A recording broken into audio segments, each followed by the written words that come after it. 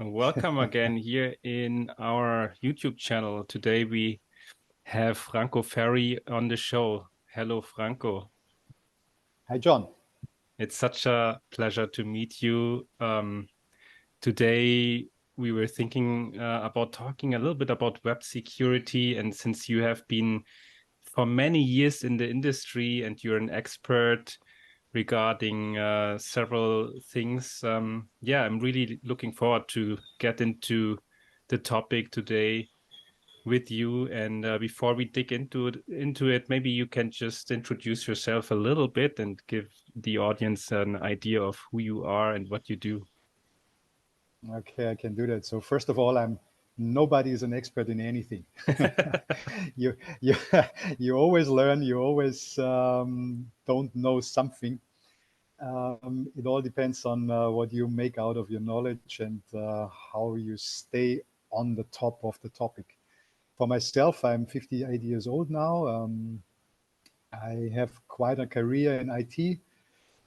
I was a policeman in the very beginning, and I was even a researcher. And then I started working with computers when there were only old big mainframes on the market. There was no client server system at all. There was no Windows 95, no Windows 3.1.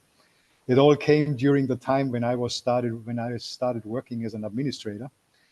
Quite a challenging time at that time and quite interesting. So when I talk to young people nowadays about these old times with the big hard drives, 25 kilo for 250 megabyte, putting it in a unit, kind of a washing machine. So people really look at me with a big question mark in the face and say, "Oh, what the fuck?" But yeah, so I had the chance at that time in the late 80s.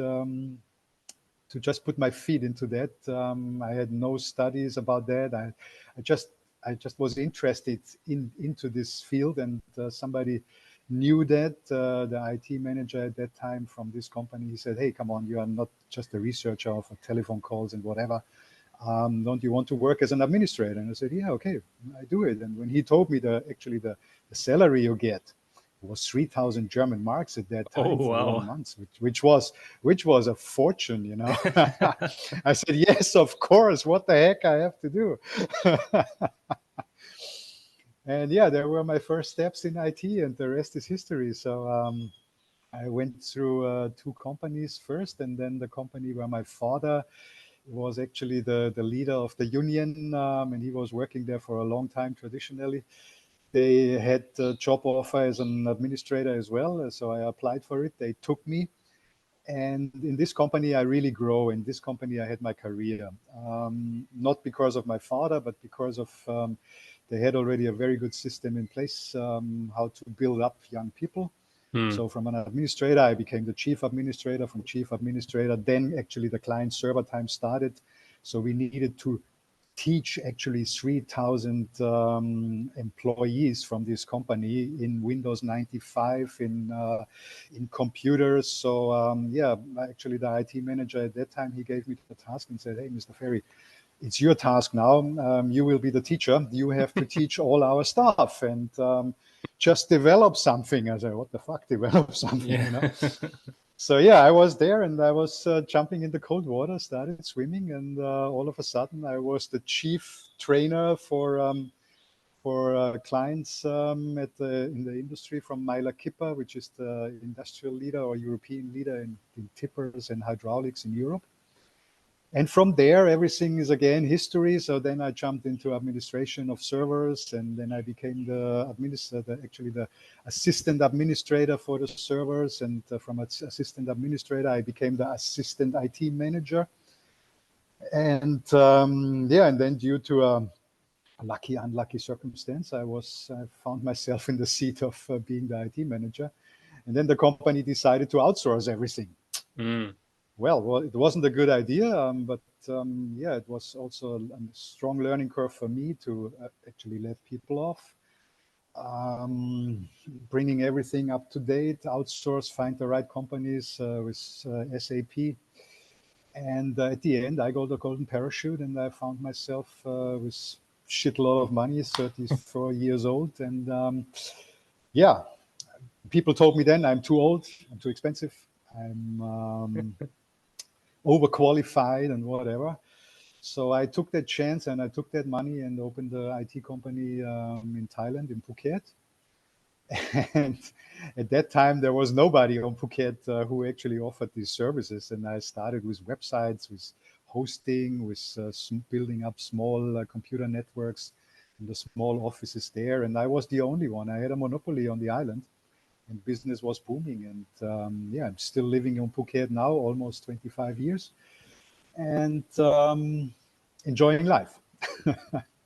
Wow, So that's that's awesome. about me in the shortest version. Yeah. Well, I think I would have so many questions already, but well, today we wanted to focus a little bit on web security, maybe also computer hacks and stuff like that. First question could be, within the last 30, almost 40 years that you've been active, did you see a very strong growth in hacks and criminal activities online, or was it always like that? It's, I don't want to say a strong growth. Of course, it became more and more and more when computers became mainstream. But there was always, since the digital world exists, there was always a security risk. Hmm. In old days, and the funny thing is also nowadays, the most hacks started with social hacking, meaning the hackers actually befriended you or befriend people. They are in key positions in data centers, trying to find out how the setup is end. Because at the times when I started working in the IT, we had only the acoustic modems to transfer data from one branch to the other, Hmm. which took ages with the speed we had at that time, but it was working already. But even those transfers were sometimes corrupted or were actually an aim for hackers to actually gain some data. I Hmm. started in a big research company called Infratest DMAP. They still exist in Munich, Germany. And they were at that time already the market leader in Germany for research. And yeah, we had quite some sophisticated hacks at that time. And you can find it nowadays. So it's, I don't want to say it became more, it just became, it's more difficult nowadays to get on the real data. But everything what is digital is not safe. Doesn't Hmm. matter who tells you something. Of course, there is a certain safety level, but there is always someone who is more clever than you are. There is, the encryption can be as high as it want to be. Of course, we have encryptions nowadays. They are almost unhackable. Hmm.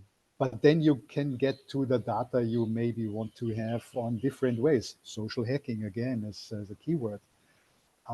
So yeah, it's shifting, it's different, but at the end, it's the same.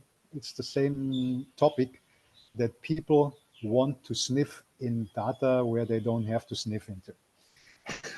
And we have the script kiddies. The script kiddies actually exist since the 80s when computers became mainstream. Of course, the more clever ones, they said, "Hey, I wanna know how these things work." And of course, they found vulnerabilities, they found holes, they found possibilities how they can hack into stuff. Because hacking is not automatically something bad. Hacking is basically you hack something to make it better. This is where the word hacking is coming from. That you have, of course, people that use their knowledge not for the good. That's, I think, it's quite in the nature of mankind. You will always have them. In terms of computers, we talk about white hat and black hat hackers. So you have the white hat people. They have kind of a moral, and they don't do bad things with their knowledge. They try to help people or the industry or companies with their knowledge and say, listen, now we found something here and you have to fix that. And we help you to fix that. And then you have the black hat hackers. They simply use it to make money. They sell their knowledge to the bad people. And there's plenty of things going on in the dark net. There's plenty of things going on, not only in the dark net, because this is just one of these words people like to use. I mean, there's organized criminals, there's organized criminal rings, um, and they work in the ordinary way. They are not so super secret or whatever. It's just if you're seeking for these circles, you will find these circles, and it depends how your criminal energy, how high it is, and you can really do some harm, but you also can do some good. Hmm. So yeah, it's both worlds. So there's I can't say there is more or there's less. It's simply it's evolving as the industry is evolving. Hmm. I mean, it's a good point. You were mentioning that there are also good hackers. Like when you look at the hackathons, maybe organized by the CCC or so, the Yes, yes. Chaos Computer Or not Club. on, Yeah. yeah, not only by the Chaos Computer Club, even companies nowadays, they make hackathons with their newest software to find out the holes, to find out the possible security risks, and they give rewards. Hmm. And yeah, but then again, once it's fixed, once it's running, and then it's on the market, technology becomes better.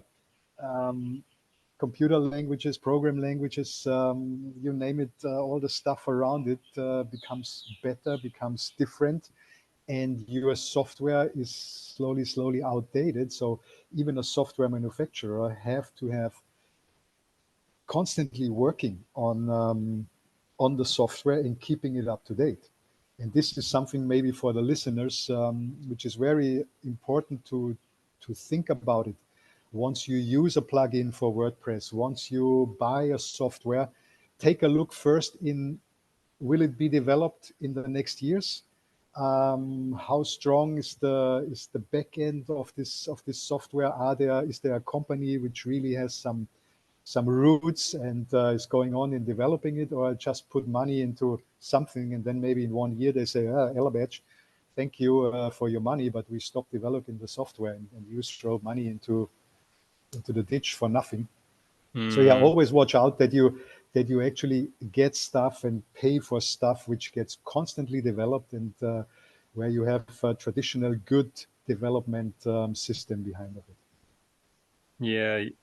You were mentioning already Windows 95. When you mentioned it, I was like, oh, thinking back to this. And yeah, the many Trojans and viruses attached to all those operating This systems. I is mean, Yeah, this is where it basically started for your generation. I mean, there was another Windows, which was Windows 3.1 yeah. before Windows 95, which was relatively secure. Hmm. But then Windows 95 was this first mainstream operating system, which was on millions of personal computers. Even they cost a fortune at that time. I mean, we talk about 3,000 German marks for a machine with 256 megabyte RAM, not gigabyte, megabyte RAM, and maybe when you were lucky, a 50 megabyte hard drive. You know, Yeah. I started working with personal computers with the flexible floppy disks, Yeah. Yeah. Me too. the 5 and the 3 inch ones, you know, and Yeah. so yeah, there we are. But Windows 95 was really the first operating system which was open to hacks. But it wasn't that bad for that time. It was a pretty good operating system. Yeah. I mean, what happened, when your computer was kind of infected and you would just reformat it, right? And then next time you're Yeah, a bit more careful and yeah, try to avoid it. But in the especially making a new installation with a pack of floppy disks. yeah, which took hours, I guess. Exactly. But here we are on another topic, you know, which is also very interesting for the listeners.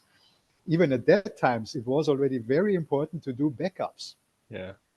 I mean, backup, backup, backup. I cannot stress that out as much as always. It's because when you have a good backup, this is already something which helps you a lot when you fuck up in front of your computer.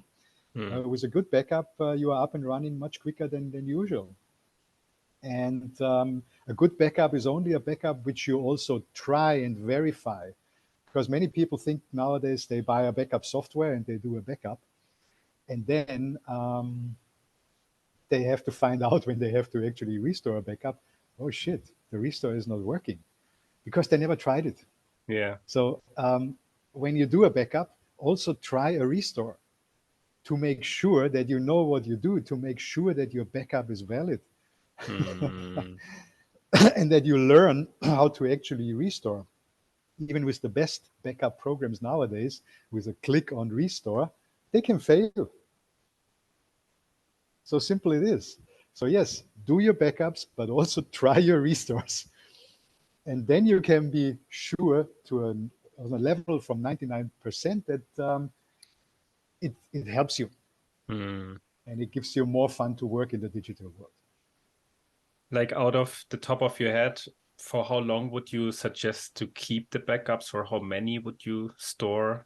Is there any? Well, it's really it depends on Yeah. what you do a backup for. So if you sit just in front of your desktop on your laptop and you have just a private machine, nowadays you have software for the Macintosh users like the Time Machine, which is a great backup, and you can go back on certain steps on a mouse click. The same you find on Linux systems, all the different flavors like Ubuntu. Yeah, like I said before, for the German market, the SUSE Linux. And we have different distributions out there. And they all come with very good backup software. So this is the one thing. But then when we talk about backups for a server environment, that's a completely different thing. Hmm. Or for a productive machine. There you should do, it depends how critical it is for the company. If it's very critical, I even talk you should or you should actually establish a backup system which makes an hourly backup of your data, what you are doing, and then once you stop working on that day, make a day backup, and this backup should not be stored within the computer you work with. This backup should be stored on a different system. So talking about an external hard drive, talking about a network drive, talking about maybe a complete external server in a different data center. For example, big companies, they have a very sophisticated backup system. They do daily backups. Then they keep these backups up to 1 year, the daily backups, weekly backups, monthly backups. Hmm. And the backups they keep, they move them out of the data center and move them to a completely different storage facility on the ground of the company into a safe, which is yeah, bomb and fireproof and whatever, because it's critical. It's really critical. These backups are very, very important. And Hmm. it still exists nowadays in the big data centers from companies. The first thing the administrators are doing before they even start to work are backups, Hmm. that they can assure that the company can start working on the next morning, 8 o'clock, when the first people sit in front of their clients and everything is going on.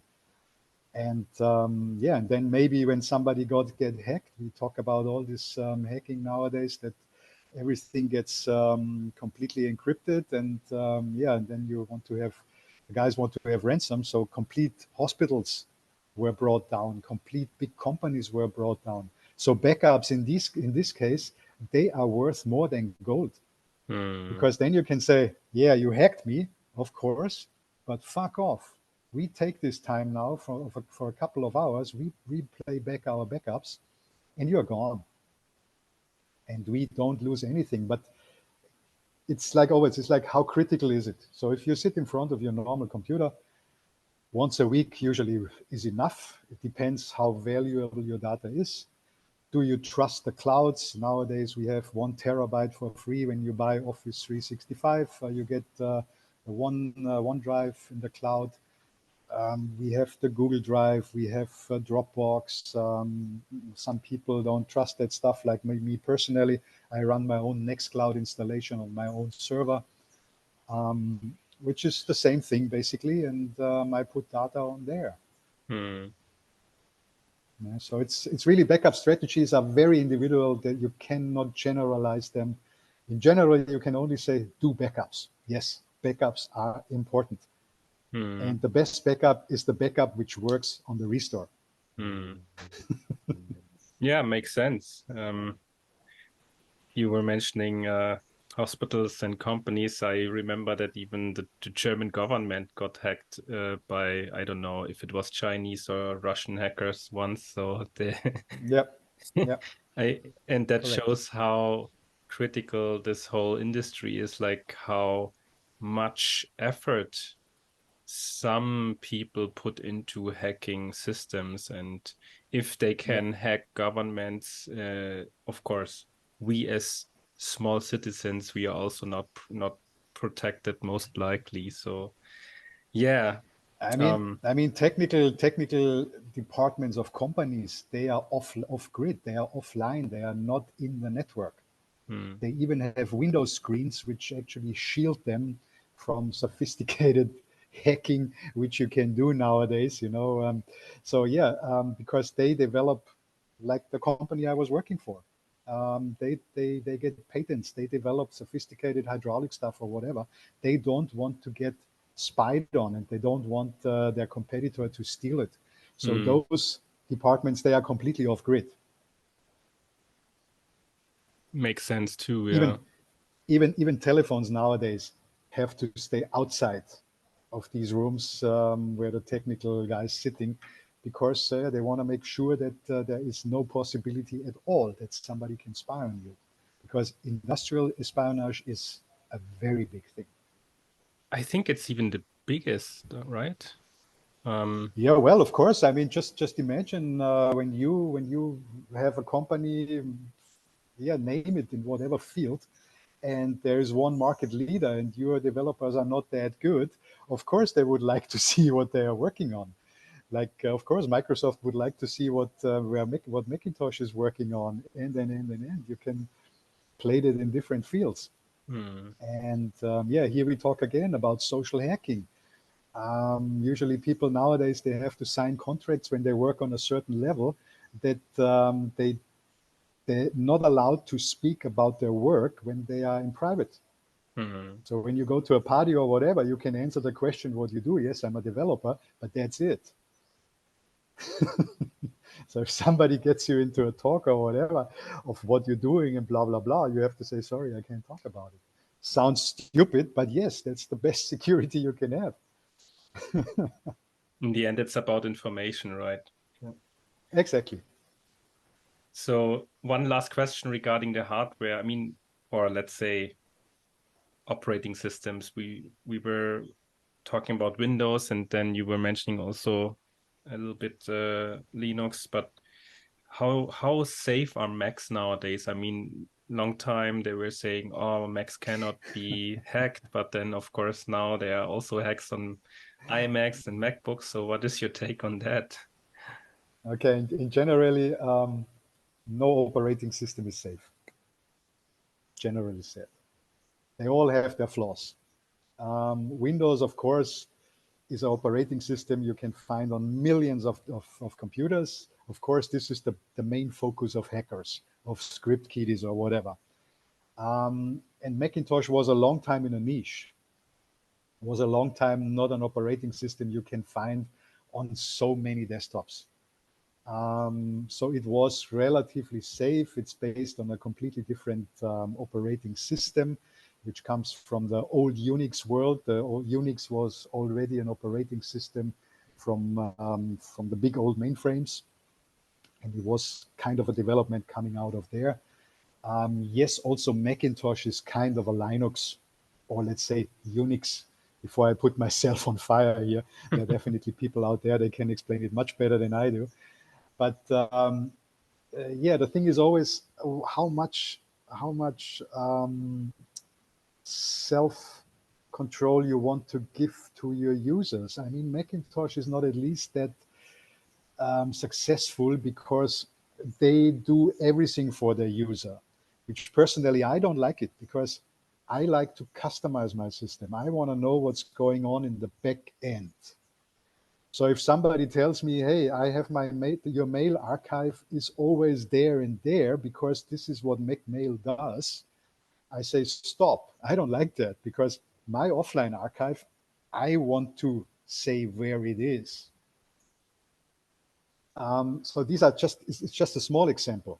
But yeah, at the end, the whole philosophy and the whole system they build up, like hardware and software in one, and it works. For the normal stupid user, actually, when he starts working with a Macintosh computer, being creative, it's a very good choice.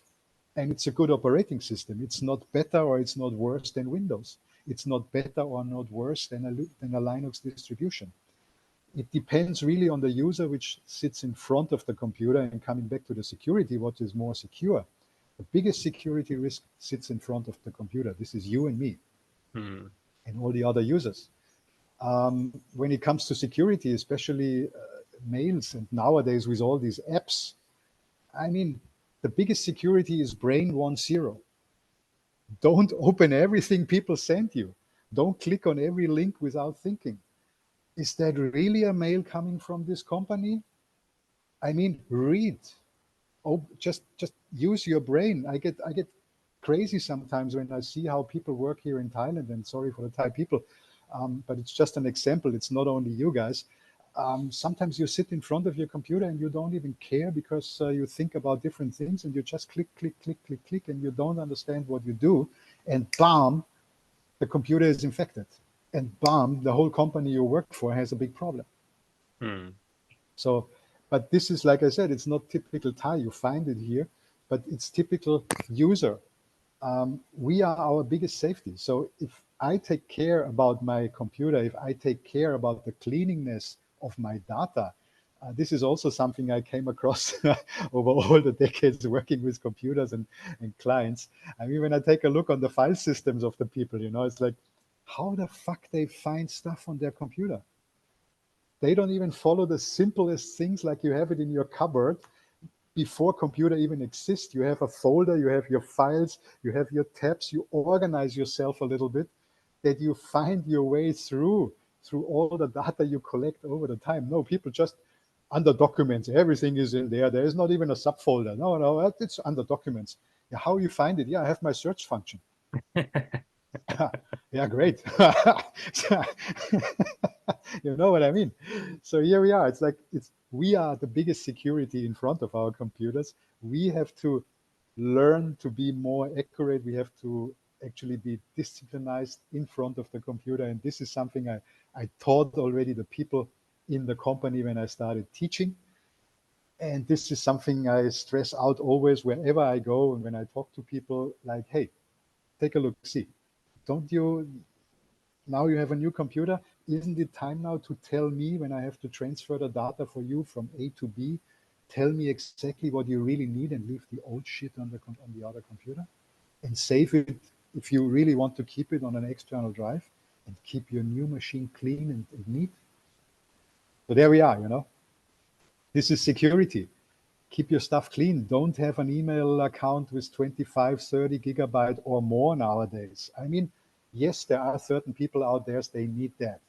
But in general, once you are done with a conversation, archive your mails and archive them locally, not online on the server, because a server can crash, a server can get hacked.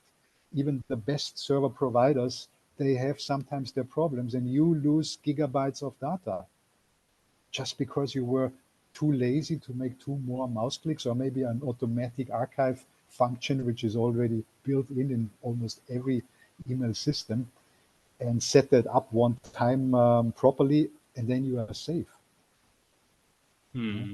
Make yearly archives, not only make one archive and then work for 10 years. Because also this archive then is a big pile of mess. So yeah, just get organized in front of your computer and you will be much safer than you ever have to be. It's a good point. I mean, I was just thinking that I've never learned stuff like that at school. And I'm not sure if nowadays even the teachers know about basic measures to protect yourself. Maybe because there are not enough experts and then the developments are so fast. I don't know, but it's so important for our lives already, but the knowledge is so little, I find. Yeah, well, I can I can't answer this question. I don't know what's going on nowadays in the computer lessons in the schools. I can speak for Thailand, which is great actually that Thailand have computer rooms even in the normal rural schools and in the government schools, which was not common 10, 15 years ago. But these computers, they are full of viruses. These computers are full of possible shit Hmm. because mostly the teacher as well, who tried to teach the kids something, has also not much knowledge. But at the end, yes, people work with it. People have to learn to work with it. The point is, yes, the better the teacher you have, or the better the instructor you get, or the instructions you get when you come first in contact with the digital world, the more easier it is for you to develop certain behavior in front of the computer. I don't want to say you can't change it anytime, but it's easier when you start to work with computers in younger time and you learn already, hey, yes, when I do it like this and this and this, I might be better set up. So if I do that with my nephews and nieces, the youngest one is 7 years old. I mean, when I talk to him like this, he just looks at me and says, "Old man, what do you want from me? Leave me alone." Yeah, it's like, but at least he listens. But then he plays with his mobile phone and Yeah. so yes, but so you do learning by doing. They run into the problems.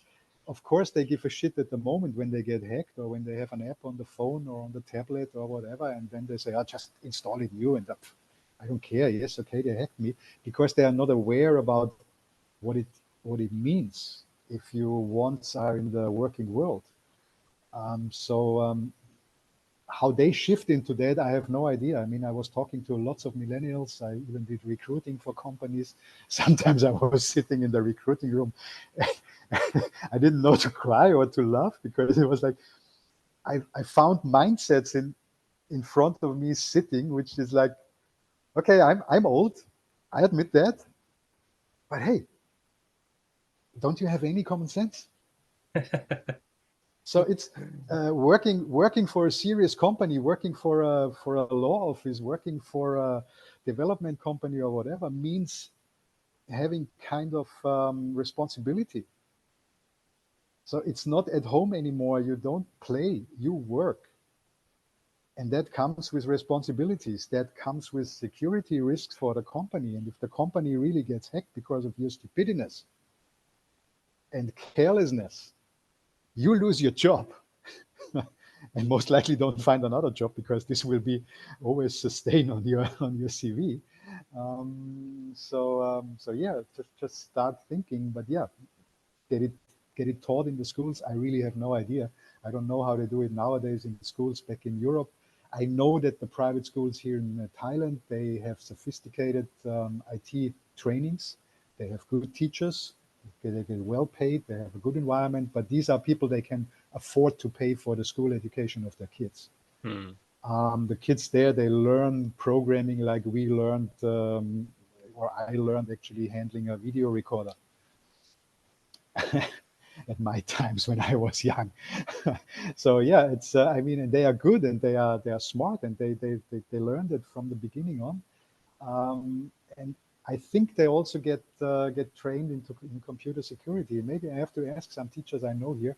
Maybe that might be another career for me to ask in the private schools if they don't need an old teacher having the one or the other hour with their kids and not talking about the latest game or the latest development programming language, but talking about generals like getting organized in your computer, how you work secure end and end. That's a good idea. Thanks for that. Actually, the more we talk about this topic, I'm like, okay, let's make a series out of this because it's so important. And yeah, I'm outing myself to be also not very knowledgeable of all those things, right? I also learned along the way. I still remember maybe when was that? Maybe 15, 20 years ago, and I had my digital camera and I wanted to upload it in a internet cafe, right? And of course, I wasn't thinking about it. I plugged in the USB, or I'm not even sure if it was USB by then already. But then Yeah, obviously I was downloading a virus to my digital camera, and when I was going Yeah, back, yeah, and brought it back to Germany at that time, and I plugged it into my computer, I had the worst virus ever, and I was thinking, where did I get this virus, right? And turned out, yeah, it was on the digital camera that was plugged into yeah, an infected computer in the Philippines. So this is how yeah. you There you learn. And go. I lost basically all my files, all my images, and emails and stuff like that. So it hurt, but it was a big lesson for me. Yeah. Yeah, yeah. And what people forget is because nowadays they think, oh, everything is stored in the cloud. When I lose something, that stuff is secure. No, because everything what is in reach of this script, of this virus, of this malware, will be infected and will be corrupted. So no, your data, 1 terabyte, 100 megabyte, or 1 gigabyte on the cloud is not safe. Hmm. Because if it's permanently connected on your laptop, on your desktop, on your tablet, on your mobile phone, just one of these gadgets have to be infected, and the possibility that this it's jumping from one gadget to the other is highly likely, Hmm. and Yeah. then you lose your stuff. Right? That's why Yeah. external backups, external hard drives, etc., etc. Initially I was thinking we talk mostly about web security, but we were not been talking much about the internet and web safety. But maybe for the next minutes we can shift a little bit towards this topic, because that was basically the reason why we were talking, right, in the past days. And there were so many hacks of especially WordPress installations in the past days or weeks and the whole year, one news after the other. And I don't want to mention all the plugins that were prone to being hacked and stuff, but maybe you have a few tips regarding web safety and especially regarding WordPress. I know you are not the most experienced WordPress freak, so I to have a say, hint. but I think it's very transferable, the knowledge that you have. So maybe, yeah, let's just get Well, started on that one. the knowledge I can give here is what you can find in the internet if you teach yourself before you use software like this. Um, Starting from the beginning, WordPress is nowadays something like was like Microsoft in the beginning. I think it's the most used blogging software. People like to call it customer management system or control CMS. Yes, it's a CMS, but it's not really one. It came from the blogging world, Yeah. and it just evolved and developed itself to be a CMS. But it's not really a CMS. There is better software out there. Or there are better free content management systems out there than WordPress. But yes, WordPress is what everybody is using. So that's why it's also in focus of possible hacks. What can you do to be safe? First of all, keep your WordPress installation up to date. When there is a new update from WordPress, do it. There is no but and whatever. No, do it. And this is where we have to start when you start to use it. Once then you use plugins. Of course, people like to use plugins because they are easy to use, they are easy to install. Like I said in the very beginning, take a look at the plugin development. How long is the plugin on the market? Does the plugin get constant updates, security updates? Is somebody really working constantly on that plugin? Touching a plugin or using a plugin which is not constantly updated, which is not constantly used or is not used widely, is already a risk, because mostly the people using WordPress and using these plugins, they are no programmers.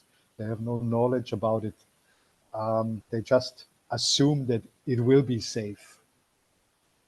But that's an assumption which is already the biggest trap. Don't trust that stuff. So trust stuff which is really a long time on the market, when it comes to plugins. So that's the next step. WordPress always up to date. Plugins as less as possible. You Hmm. don't need every plugin. Use only the plugins you really need for your purpose. I understand when people want to try out things and play around, but then try out and play around with a not critical installation of WordPress. That's okay, because when it gets hacked, you don't care, you just delete it, set it up new and start again. But if you use WordPress for your business, if you use WordPress for something which is kind of critical, keep it up to date on the one hand, and all your plugins as less as possible, and keep the plugins up to date.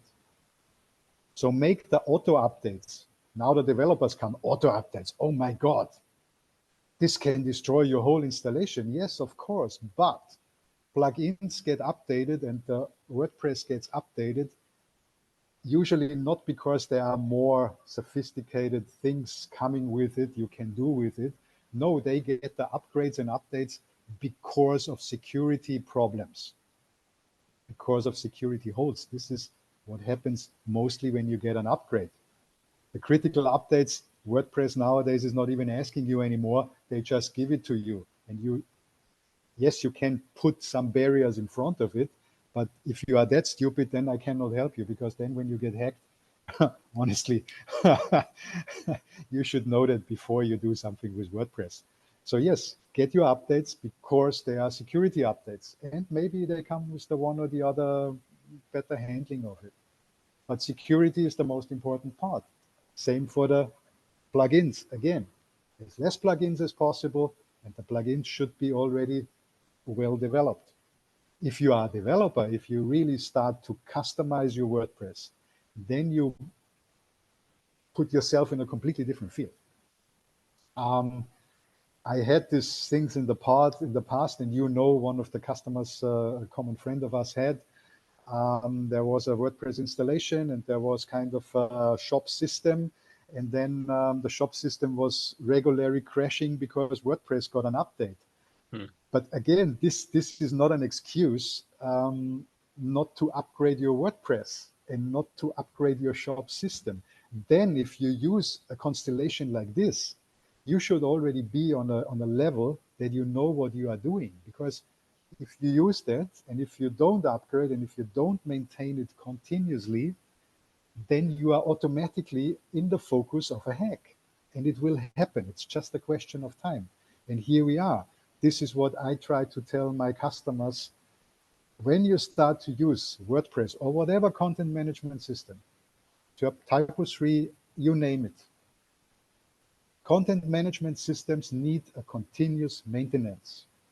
It doesn't maintain itself, which means it comes with costs. So if you use it, especially if you use it productive, if you use it making money with it, you should have one post in your budget which is there for having maintenance support for your content management system, because you need it.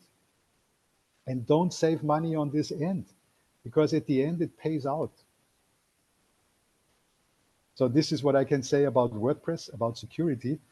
These are the basic pillars. And yeah, when it comes to passwords, an ongoing story. I mean, still nowadays, customers say, okay, shit, now you give me this 12-digit whatever password. I cannot even remember that. Yeah, that's the security.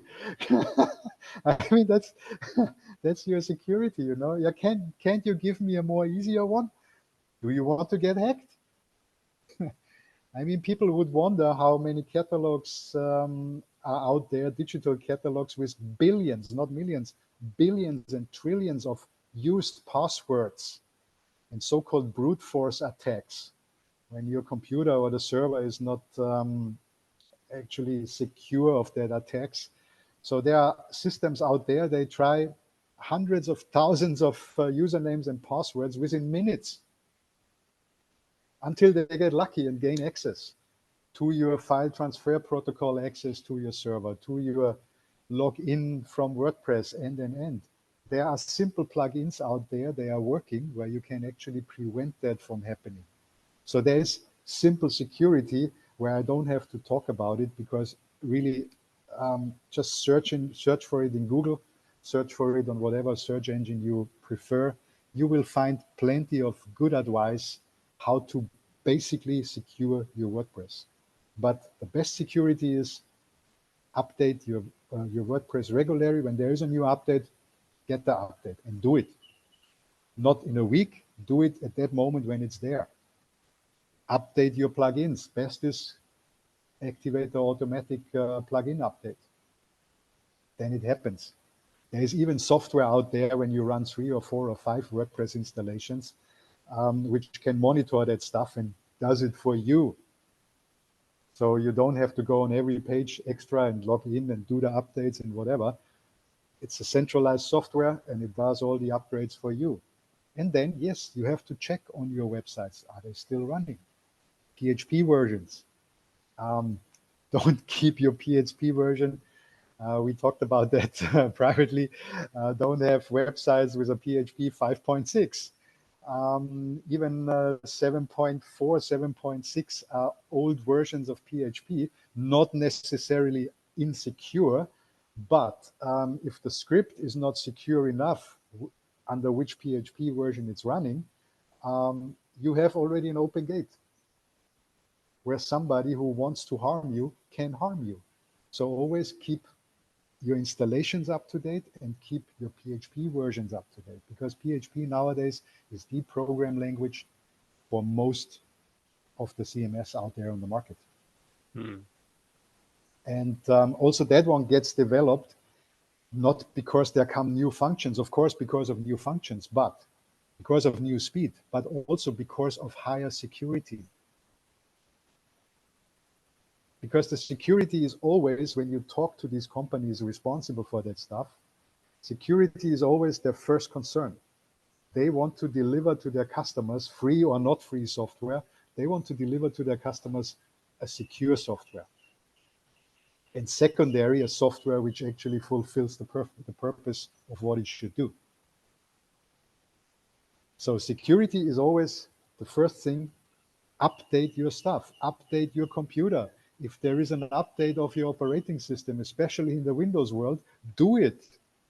Don't wait because it's inconvenient now that the update runs in the background. No, do your bloody update because it keeps you safe.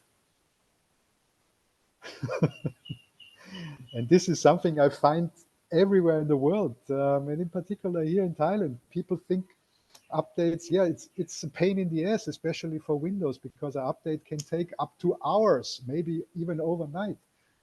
But hey, well, you choose this operating system. You choose to work messy on your computer. That's why it takes so long.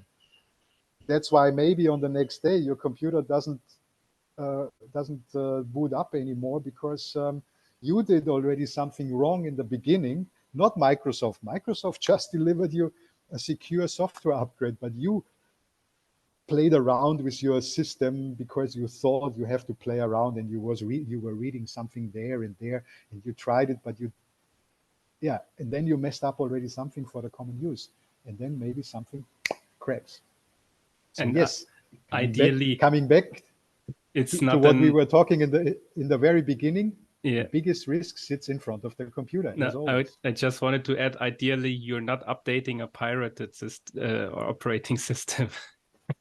That's another thing. I mean, this is not a topic anymore in European countries, because the penalties there are very harsh and very expensive, and they get enforced. But in countries where we live, like Philippines, like Thailand, Vietnam, Laos, you name it, this is actually common practice that they use cracked software because they don't want to pay for their Windows version. They don't want to pay for their Office. But ask yourself, when you run a serious business, and even when you are just a normal person, is it worth that money you save to run a pirate copy? And here I can start to talk about another topic. It's like these malware or these pirate copies you can buy on the markets and whatever, they are full with malware and whatever, because the sellers of this stuff, they get paid by every single CD or by every single USB stick they sell, by the manufacturers of the malware and of the viruses and of the whatever stuff they want to put on your computer. They pay you by US dollar, because they are happy when somebody is installing that and don't even know what comes with it.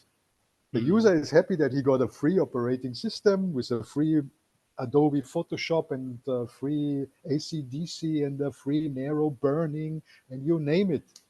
You know, we call it bluntware. But yes, I have that. I have that. Not even the idea how to use it, but you have it. You need to have it on your computer. Yeah, and then you have also all this malware nicely in the background and viruses where you don't even know that your computer is one of millions in a big botnet starting attacks. And you wonder why your computer gets slow and. So really, it's not worth to use pirate software, especially when it comes to your operating system and when it comes to your basic tools you work with. Pay for it. Because the companies are smart and they are not stupid. Take Adobe. Nowadays, Adobe don't even sell you the packages on a USB stick or whatever that you can actually run it single on your computer. No, you need to go for their online subscriptions. Point. Yeah? If you want to use the newest stuff, you need to have an online subscription. You need to be online. Otherwise, sorry, you can't use it and we don't want you as a customer. Or you are not a customer. Before, people always said, yeah, but when I use the pirate copy, maybe later in my professional life, I will use not the pirate copy, but I'm already used to have it. And this is what the company does. Like Microsoft. Microsoft is happy that there are pirate copies out there because then people want to use it in the company and the company has no other chance than use Microsoft Office. I mean, bullshit. Even the companies here in Thailand, most of them, sorry for that companies, but you see it even on the big billboards. Sometimes this copy of Microsoft Windows is not authorized. Please reboot your computer. And then you sit in your car and it's like, oh, wow, look at that. And I mean, even big telecommunication companies here in Thailand still using Microsoft pirate copies. It's because there is no enforcement. Yes, it's against the law, but nobody enforcing the law. So yeah, that much to security from WordPress. Now I come already to the next topic, but WordPress is as secure as updated it is. The WordPress plugins are as secure as updated they are. WordPress is as secure as sophisticated your username and password is. Don't use the usual default installation password. Admin is a typical example. Change your admin username to whatever, Humsty Bumsty or Ripper or whatever you like to. And don't use a password. Yeah, don't use a password for your admin account, which is less than 12 digits. And don't use only letters. Don't use only letters and numbers. No, use letters, numbers, and signs. And capitals and small letters. I cannot even stress that out more because every password which is 12 digits and longer is relatively safe. It's highly unlikely that you get hacked in a brute force attack with a password like this. You can get hacked by social hacking if somebody reads that password because you have it on a sticker beside on your computer or under your keyboard or wherever. So shouldn't do that. Use password managers. Use wherever you can when your hardware is that modern already. Use biometric logins like fingerprints or facial recognition. Yes, okay, that's another topic we can talk about and even argue about, but it's safer than a password and it's as easy to use. Yeah. And the industry already is shifting to more easy, to more better usable things like passwords, but this will take time.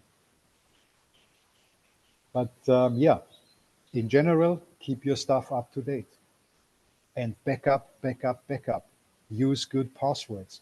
Even when it's really critical, the systems you work with, change your passwords if necessary, weekly or monthly. Big companies force their users to change their passwords weekly. In some departments, even daily, because they know about the security risks. We were talking about governments. Yes, even in governments, in a certain level, when you sit in certain departments, you have to change your passwords daily nowadays. And the system, because the administrators and the responsible people for security, they force you to change your password in a certain rolling environment. And you cannot use the same password for the next 3 months. So yeah, but this is, you can teach yourself. This is what you can do for yourself in front of the computer. I understand and I admit, yes, it's not, how can I say, it's not convenient to use it, but once you train yourself, it's a normal thing you do in front of your computer. It's a normal thing you do with your mobile phone or with your tablet. Just get secure. It can save you from lots of headache. Yeah, I think regarding WordPress, what I found is also protect your login. Yeah, maybe via HT access or move the login PHP page somewhere else, hide it. Yeah. That's also Yeah. something I can recommend. Yeah, but Yes. apart from WordPress, you were mentioning another CMS. Which one was it? Not Typo 3, because that's a big flagship, but maybe That was it's always a name I always forget. I don't know why, but it's aging. Sorry, guys. When you get old, you forget things. Starting with M, uh, ModX, ModX. M, Okay. MODX. Hmm. This is something I, especially for people they're starting new, especially for people they really want to make a serious blog or a serious website. Take a look on ModX. It's a very well developed content management system. The learning curve is, I don't want to call it steep. The learning curve is quite okay, especially when you are a newcomer. And the knowledge you gain when you use ModX, you can use in your professional life, because there are plenty of companies, or more and more companies out there, looking for developers, looking for people knowing how to use ModX. Because once you set up a content management system with ModX, for the user who is using the website, is nothing different like in WordPress. They have their normal backend. They can upload pictures. They can edit their text. They can make new pages. They can make new subpages, whatever is needed in their needs. But first of all, it's a very neat, it's a very quick content management system. It's scalable, and it's safe. But also this system needs to get updates. But the updates come frequently. They come usually every 3 to 6 months is a major upgrade, and you should do it. But you don't have to necessarily do it with this content management system, because once you start to work with it, especially as a developer or as a backend administrator, you will find out that there are lots of little tools and screws you can work with to make it relatively secure, because it works in a completely different way, like WordPress. But it's a very good software, which is, yeah, you can build up big company sites with it, and it's very performant. I would even Yes. say it's a direct competitor to Typo 3. Interesting. Never heard Um, of it. yeah, but again, I have to say, when it comes to content management systems, sit down by yourself, write down what you need, and what you have a website. Because in many cases, even WordPress is not even necessary. Yeah, you can just Even use everybody plain is using it. PHP. Exactly. Maybe use the money you actually put into a theme you're gonna buy on Theme Forest or whatever the websites are calling it themselves. And there we again, for security, when you buy a theme, only buy a theme which is really well developed. Don't buy a theme which is brand new, and maybe the developer gets a job in the next 6 months, and then he ditches his project, and you sit there with a theme which gets not upgraded, which get not security upgrades, and which not get developed, and you upgrade your WordPress and the theme is not working anymore. Adding that one to our first topic. But then, yes, sit down, write down what are your needs for your website. Maybe better invest 60 or 70 US dollars in a program which is in the so-called what you get is what you see software. There are plenty out there. Elementor is one of the most prominent ones in the WordPress world. Yeah, then you have some others like Wix, and you name it. So buy that stuff maybe for 1 year for 50 or 60 US dollars. They will make very good looking websites for you. And you can even actually export these websites in simple HTML or PHP, and you don't need a WordPress theme. You don't need a Joomla theme. Talking about Joomla, oh my God, the worst content management system out there. Many people will hit me again, but I can tell you out of experience, Joomla websites, they get hacked on the row. Yeah. If it have to be something out of the Mod X world or Typo 3 or WordPress, there is Reduxo, Yeah. very nice and neat content management system. And I can go on and can go on. There are small, nice developments out there from developers. They have developed their own content management systems. They are neat, they are quick, they are secure, um, and they get developed. So yeah, maybe before you do something like this, reach out into this world, spend some time in front of your computer and do digging. You will be surprised what you find. Hmm. And then write it down again on a paper. It's the old school stuff. Write it down on a paper because there you visualize what you're looking for, and there you will learn what you really need. Or use software like John is doing it, the mind mapper. There are even free software. There's even free software out there for mind mapping, and do it in this modern world. I know I'm old. I'm old school, but many times old school is working fine and gives you the visualization of what you really need and what you really want, and that puts you at the end on a safe and secure platform for the years to come. But then talking about the years to come, yes, it's the same like with computers. It's good for a year. It's maybe good for 2 years, but maintain your stuff.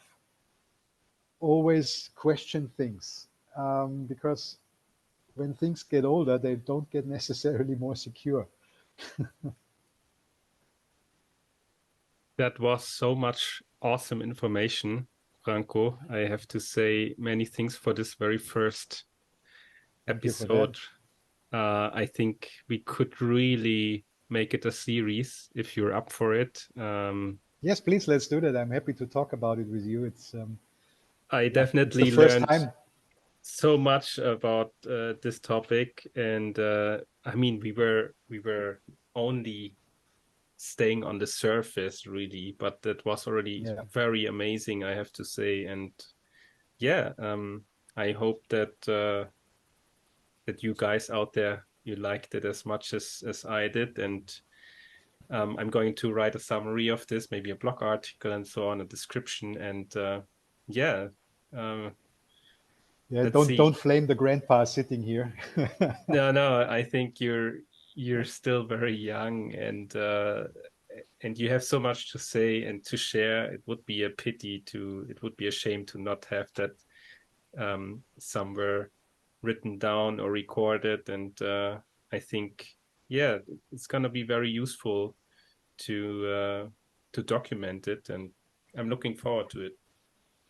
Thanks a lot. For me, it was a great experience because it was my first podcast ever. Hopefully not the last. Um, I never did that before. I really enjoyed it. I really like it. Um, it's a nice tool actually to get knowledge out of a brain. Yep. I told you once in private, I'm not a good writer, and all the feedback I can give is that when I talk to people about different topics, not necessarily computer security, people always say, "Oh my God, Franco, you have to write a book." Maybe I have to make a vlog. Maybe I have to, but I need somebody asking questions and putting the right triggers that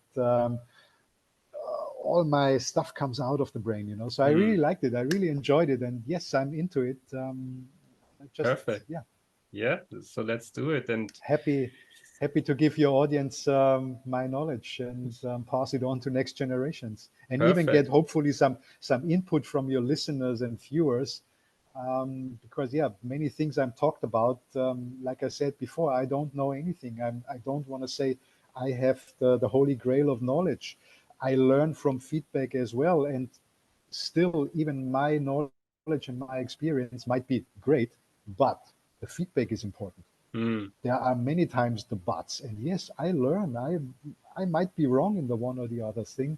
And somebody comes up and say, but Franco, you said this and this. Have you thought about that and that? And then I have to say, yes, of course, you're right. Yeah. So yeah, thank you for having me.